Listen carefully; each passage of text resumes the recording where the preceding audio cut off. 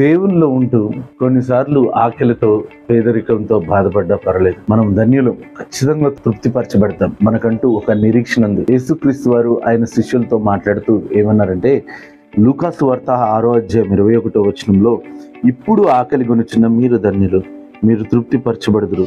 ఇప్పుడు ఏడ్చుచున్న మీరు ధన్యులు, మీరు నవ్వుదురు. ఎంత అద్భుతమైన మాట.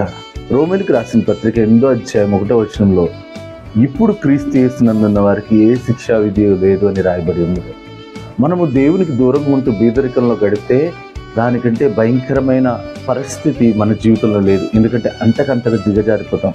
అదే క్రీస్తులో ఉంటూ కొన్నిసార్లు పేదరికం, కొన్నిసార్లు డబ్బులు లేక, కొన్నిసార్లు సమస్యలతో ఇబ్బందులు ఉన్నా పర్లేదు. ఎందుకంటే ఖచ్చితంగా మన అవసరమును తీర్చే దేవుడు మన పక్షాన ఉన్నాడు.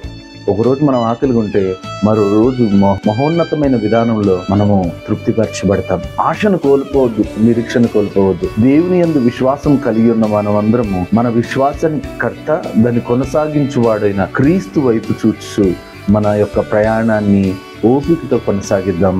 ఆశీర్వదించబడదాం. God bless you.